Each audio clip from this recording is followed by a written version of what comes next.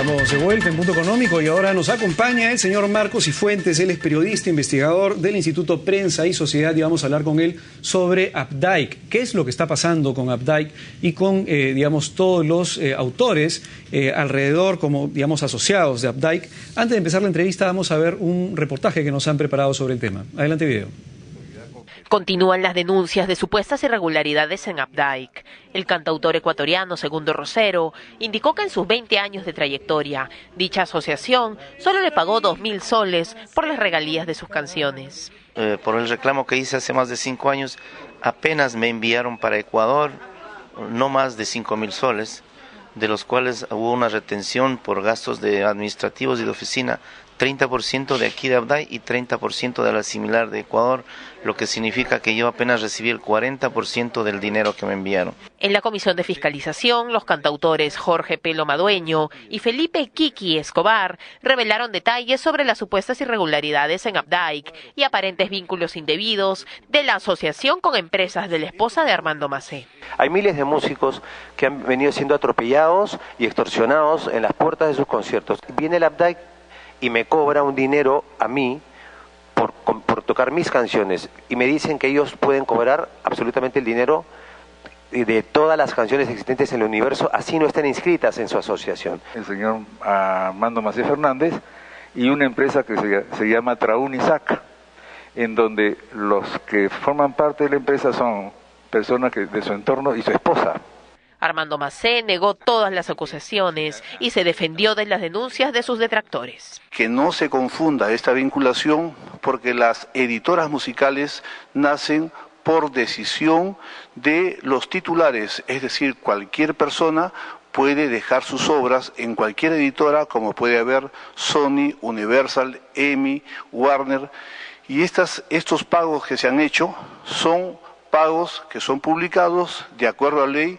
La presidenta de la Comisión de Cultura, Julia Tevez, informó que el 29 de octubre recibirá a nuevos invitados que puedan esclarecer estas denuncias. Ahora nos acompaña el señor Marcos Cifuentes, periodista, investigador, ha investigado varios años este tema. Buenas noches, bienvenido a Punto Económico. ¿Qué tal? ¿Cómo estás, Luis Alexis? Cuéntanos, ¿cuál es el problema? ¿Cuál es el real problema detrás de todo este tema de Updike? Yo creo que el real problema es la ley, o el decreto legislativo 822, que es la que faculta a Updike a convertirse en esta suerte de SUNAT paralela que puede interrumpir fiestas infantiles, de Navidad, matrimonios, conciertos del propio autor, como lo acaba de decir Pelo Madueño, ¿no? En el que sale un cantante, quiere cantar sus propias canciones y no puede, porque tiene que pagarle a Updike para cantar sus propias canciones, ¿no? Entonces, la ley está mal hecha, o de repente correspondía a un momento en mitad de los años 90 que había que forzar una formalización, pero... Hay algo que no entiendo. Updike es una asociación sin fines de lucro y trabaja bajo el esquema de una sociedad colectiva. De gestión de derechos colectivos. Entiendo que solamente debería tener impacto cuando alguien se asocia directamente a Updike. Por lo tanto, yo soy un autor, un cantautor, me asocio a Updike y por lo tanto le digo a Updike que me represente y administre mis derechos y si puede intervenir cada vez que alguien vulnera mi derecho como creador de esa música. Claro, ni siquiera intervenir con el resto? Mira, ni siquiera intervenir cuando se vulnera el derecho. Updike básicamente lo que debería hacer es un recolector. Toca la puerta, ¿no? Recoge la plata y va al donde el autor y le da la plata. Listo, ¿no? Y solamente de sus asociados, ¿no? Es decir, hay mucha gente que no está asociada a Updike por X motivos y entonces simplemente no les va a cobrar, ¿no? O, por ejemplo, está asociada a otras asociaciones. Por ejemplo, yo sé que hay músicos como Gianmarco o Pelo Madueño mismo que no están en Updike sino en la SGAE, ¿no? Es la Updike española, ¿no? Entonces, porque no les gusta el manejo. Entonces, bueno, Updike igual cobra por ellos y se lo da a la SGAE y la SGAE les tiene que dar a ellos, ¿no? Pero cuando Pelo Madueño, por ejemplo, va, la SGAE le dice, mira, no, a mí no me han mandado nada, ¿no? Eso es lo que no entiendo. Entonces, lo que tú dices es, a nivel internacional, las asociaciones de cantautores, ¿tienen relación para que una le cobre por la otra en otro país? Claro, porque no puede haber, digamos, por ejemplo, ¿quién cobra los derechos de los Beatles o de Madonna o de Rafael? Tiene que ser Updike, ¿no? Porque la SGAE, por ejemplo, o la RIA de Estados Unidos no van a venir acá, entonces ellos le dan la representación acá a Updike, ¿no? De acuerdo, entonces, ¿cuál es el problema? Porque si Updike sí tiene poder, digamos, legal... Pero no todos están, por ejemplo, en esas asociaciones. O sea, hay gente, por ejemplo, como Canaco y el Tigre, que están se han puesto muy de moda. Ahora hay un par de radios que están pasando todo el día una canción de ellos, ¿no? Yeah. Bueno, ellos no están y sin embargo Updike cobra por ellos. Porque Updike asume que todos somos culpables de estar vulnerando estos derechos de autor, y entonces van y cobran a la gente. Incluso ellos dicen que cobran, que son los dueños de toda la música, ¿no? Alguna vez han dicho eso. Entonces, claro, cobran también por Canaco y el Tigre, y cuando Canaco y el Tigre no están asociados a nada, pero eso no sería ilegal, o digamos, o bajo qué esquema de legislación. El decreto legislativo 822 de alguna manera una interpretación perversa de ese decreto legislativo, porque da pie a la ambigüedad por su redacción, le faculta a Updike para hacer eso. Es exactamente lo que dice ese decreto, que dé pie ahorita a la ambigüedad. no lo tengo aquí a la letra, pero en verdad es tan sencillo como que en el decreto legislativo establecer algún tipo de excepciones. Por ejemplo, ¿no? Que Updike no debería ser capaz de cobrar por nadie que no esté asociado a ella y a otras entidades asociadas a Updike. Te digo esto porque en la ley, justamente le estuve revisando, hablan de la gestión colectiva o las sociedades de autores y derechos conexos constituidas o por constituirse para defender los derechos patrimoniales reconocidos en la ley, pero no hablan de Updike, hablan en general. Claro. Entonces, eso es lo que no me queda claro, porque ¿cómo la ley puede empoderar a Updike para que cobre sobre alguien que no es miembro de Updike, ¿de acuerdo? Pero específicamente Updike, si la ley no habla de Updike. Lo que pasa es más, que la ley habla de una serie de sociedades, y una serie de sociedades puede ser Updike, como otras que entiendo hay en el Perú. Existen otras, ¿no? Pero lo que pasa es que Updike, y eso es algo que tiene que entender la gente, cobra por la letra y la música. Pero, por ejemplo, la ejecución en sí misma, ¿no? El sonido que sale del CD cuando lo pones, eso tiene otro rubro, se llama el fonograma, ¿no? La canción en sí misma, el fonograma, la vibración del sonido, si quieres verlo así, eso lo cobra un impro. La ejecución, es decir, el cantante, la voz del cantante, eso tiene otra que se llama soniem, ¿no? Y así hay otras que cobran, por ejemplo, por los derechos audiovisuales, en fin, ¿no? Pero Updike, como por ejemplo los covers no pagan derechos de fonograma, ¿no? Y algunos son solamente instrumentales, entonces es la más poderosa porque es la esencia, ¿no? Los autores y compositores. Puede haber canciones sin intérprete, puede haber canciones en las que el fonograma, si haces un cover, lo estás ejecutando tú mismo, entonces no tiene derechos. Pero entonces Updike es muy poderoso. Pero vuelvo al tema, al punto, porque me dices, existe un cantante, Canaco y el Tigre, que no es miembro de Updike, y Updike cobra cada vez que alguien toca Canaco y el Tigre. Sí. Pero no entiendo, vuelvo al punto, no entiendo la base legal, porque si la base legal no le dice a Updike que lo haga, porque habla de una serie de asociaciones, y no hay una en específico, y Updike no puede asumir que es la única, porque la legislación no habla de Updike. Lo que pasa es que no hay otra asociación que cobre por autores y compositores ahorita, ¿no? Y básicamente porque la ley además ha establecido una serie de trabas que me parece que sería imposible para un grupo de autores ahorita establecer otra Updike, ¿no? Que podría perfectamente existir en teoría, que cobre por ellos mismos, ¿no? En verdad es muy difícil, según cómo está la ley, que se cree una entidad, una Updike paralela en la que unos cobran y el otros no. Existe una, entiendo, ¿no? Muy pequeña de... Se ha intentado formar, pero hasta donde yo tengo entendido, creo que no tiene los requisitos, no cumple con los requisitos, ¿no? Entonces, y además tienes que estar asociada a todo un sistema internacional que también es un poco perverso. Entonces, yo creo que la ley en el Perú simplemente se puede acotando, o sea, a ver, aquí nadie está en contra de los derechos de autor, ¿no? Updike ha tratado al inicio de parecer esto como una campaña en contra de los derechos de autor. Al contrario, ¿no? O sea, creo que estamos todos acostumbrados a ver estos reportajes en los que nuestros cantantes están muriendo de hambre, ¿no? Y de pronto hoy día el señor Macea ha dicho que no solamente gana 22.000 soles, sino que además tiene una serie de gastos, representación. Entonces hay una injusticia evidente, ¿no? Ese es otro problema, digamos. Uno es el hecho de qué tanto poder legal tiene Updike para poder ejercer sobre gente que no es miembro de Updike. Efectivamente. Y eso no me queda claro, en todo caso la legislación debe zanjar el tema. Exactamente.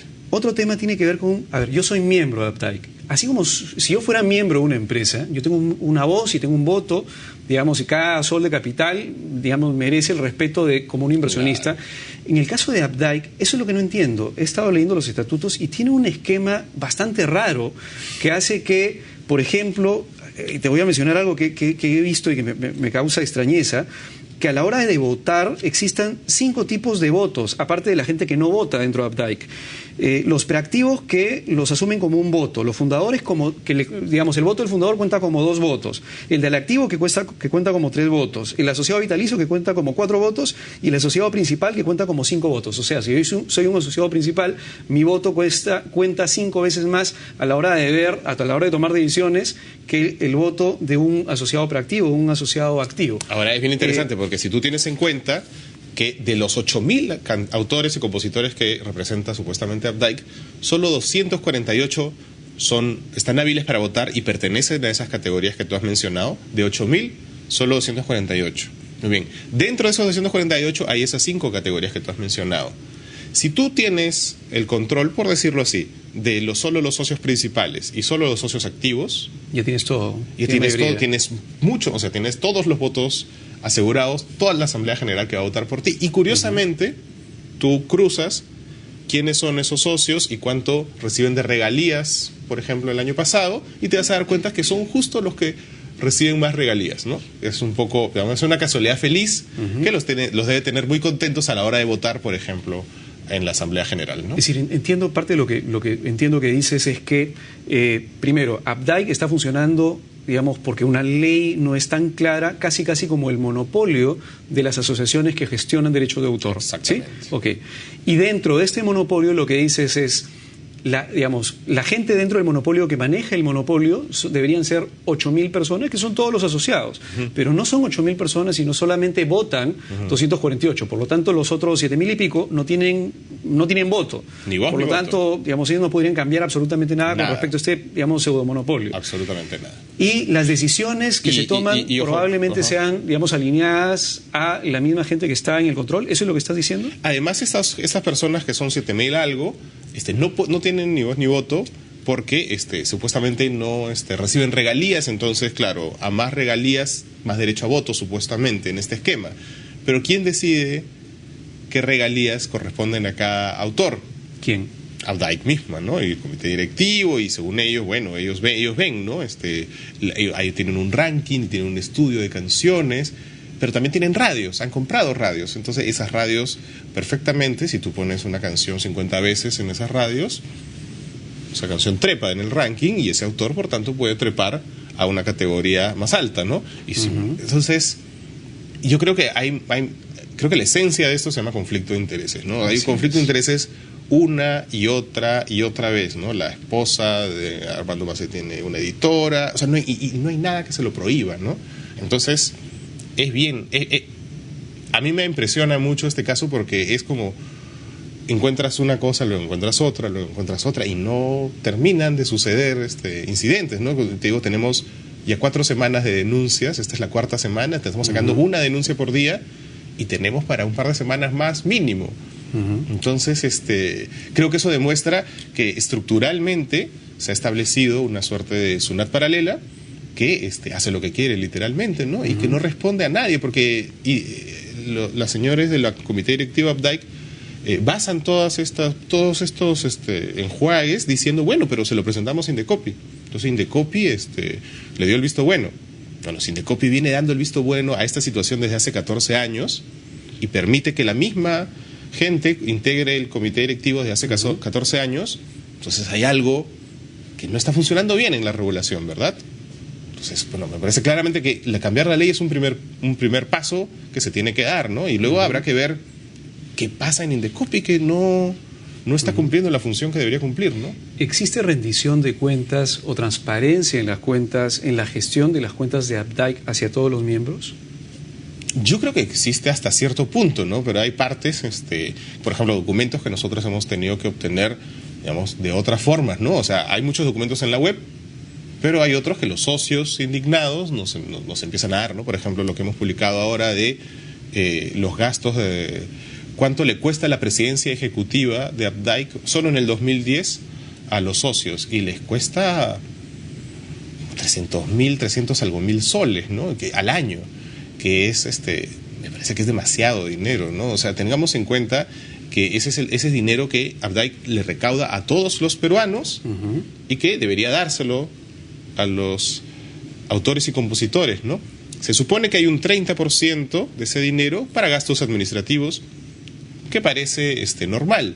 Sin embargo, el mismo Armando Macé dice que desde que entró su gestión, cuando entró él a la gestión, recaudaba 6 millones de soles y este año va a recaudar 60, es decir, se ha multiplicado por 10, ¿verdad?, la recaudación. Pero también se está multiplicando por 10 los gastos administrativos, que uno diría, bueno, de repente porque ahora es más eficiente, pero te empiezas a ver en qué se ha ido esos gastos administrativos, es en comprar radios, en comprar inmuebles, en pagarle la maestría al señor, en darle gastos de representación por 72.000 soles. Entonces ahí te das cuenta que él está jugando con la ley. La ley no le dice tú tienes que gastar el 30% en gastos administrativos, le dice puedes gastar, ¿no? Y entonces, pero él está gastando siempre el 30%. Si esto fuera una empresa privada y todas aquellas personas que no reciben regalías, a pesar de que probablemente sí se toquen sus canciones, si fueran accionistas, y digamos, si estuviera en bolsa, se va a la CONACEF y dice, ¿sabe qué, señores? Vamos a pedir una junta porque queremos revisar las cuentas, vamos a pedir un auditor externo para que venga y nos diga exactamente qué es lo que está pasando. Pero el gran problema de esta asociación, entiendo, es que eso no puede suceder porque no tienen derecho a voto.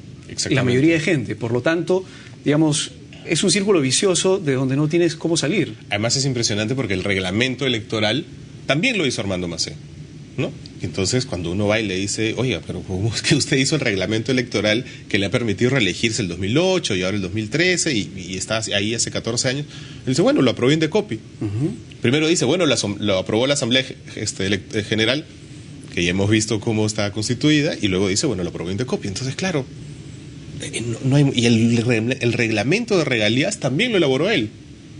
Y le pagaron dinero, no me acuerdo ahorita, algo como $7,000 por hacer ese reglamento, además de, o sea, entonces, digamos, a mí me impresiona todo esto, ¿no? Yo no me dejo de sorprender del nivel de tan fino a la hora de armar un esquema en el que se está perpetuando un grupo. A ver, digamos, viéndolo o tratando de utilizar mecanismos de mercado para resolver este problema, yo veo dos cosas que se pueden hacer. Uno es que no existe un monopolio y por lo tanto abrir las puertas para que exista competencia y generar incentivos para que existan otros Abdaic de forma tal que, y va el mecanismo de mercado número 2, los miembros puedan tener otra opción, porque acá el problema es que tampoco los miembros tienen otra opción en el mercado, me imagino, que sea suficientemente interesante. Entonces son las dos cosas que se deberían hacer. ¿Quién lo tiene que hacer?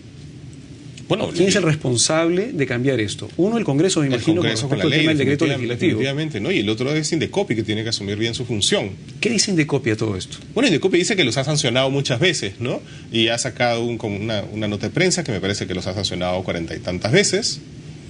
Pero insisto, ¿no? Si tú sancionas 40 y tantas veces a una entidad y las mismas personas permanecen en esa entidad dirigiéndola, bueno, es que tienes que tomar algún tipo de acción, ¿no? Es más, hoy día Indecopi ha presentado su proyecto para cambiar el decreto legislativo 822. Entonces, le ha tomado 14 años darse cuenta que ese decreto estaba mal y ha necesitado que un grupo de autores le entreguen a un periodista esta información, el periodista la empiece a publicar para darse cuenta de algo que debería haber sido el trabajo de estos funcionarios, ¿no? Pues, digamos, todos los peruanos le pagamos un sueldo a estos señores para que hagan bien las cosas y finalmente un grupo de gente que no está capacitada. Yo soy un periodista que no soy un auditor, no soy un abogado, no soy un contador, y simplemente saltan a la luz todo este tipo de cosas, y los autores y compositores que me han entregado esta información tampoco son profesionales especializados en este tipo de asuntos. Entonces, si nosotros nos dimos cuenta de esta situación, ¿cómo es que Indecopi no se ha dado cuenta de esta situación desde hace 14 años? Yo me imagino, digamos, que estas denuncias no son recientes. ¿Ha habido denuncias anteriormente a Indecopi con respecto al tema de Abdaic? Por supuesto, ¿no? El Kiri Escobar, que ahora estuvo en el Congreso, ha presentado innumerables denuncias. ¿Y en qué quedaron esas denuncias? Y algunas, por ejemplo, establecen sanciones, ¿no? Entonces, pero esas sanciones terminan, por ejemplo, en el Poder Judicial, ¿no? Y el Poder Judicial, y hay un audio en el que Armando Macé me dice, bueno, nosotros doblegamos esas resoluciones en el Poder Judicial. Entonces, bueno, ya se las doblegan, entonces Indecopi también puede decir es un problema del Poder Judicial. Pero es muy fácil, se le está lavando las manos, claro, ¿no? Ahora, lo que me parece raro es que Indecopi justamente vela porque exista libertad de mercado.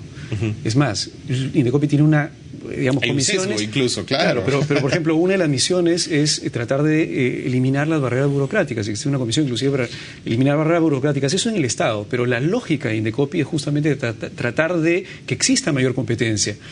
Obviamente, digamos, la lógica, lo que te dice es que es en las empresas privadas, pero acá hay un gran problema de falta de competencia total en el mercado de gestoras o asociaciones que defiendan los derechos de los autores y que no se esté haciendo nada ahí me parece bastante raro.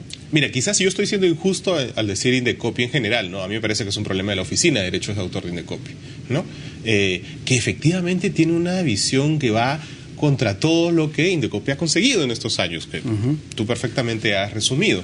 Entonces, me parece a mí muy extraño que efectivamente avale un monopolio, ¿no? Y que además es un monopolio que genera trabas burocráticas, porque si tú quieres organizar un evento y quieres pedirle autorización a la municipalidad para organizar este evento, tienes que primero pagarle a ABDAIC, ¿no? Y eso está en el TUPA de las municipalidades. Entonces, en el TUPA de las municipalidades tú tienes que pagarle, ¿no?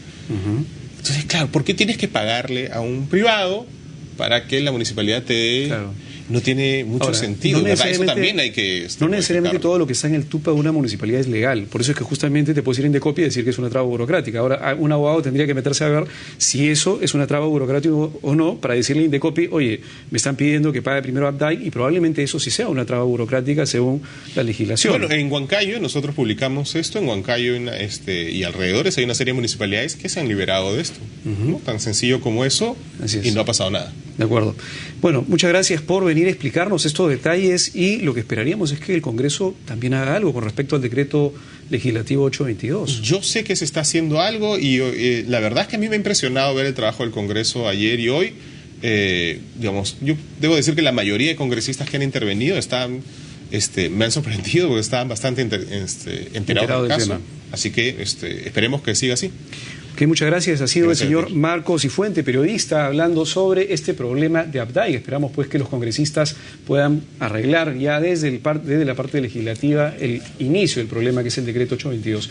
Volvemos con la tercera parte del programa para hablar de tecnologías en las pymes, sobre todo comercio electrónico. Volvemos.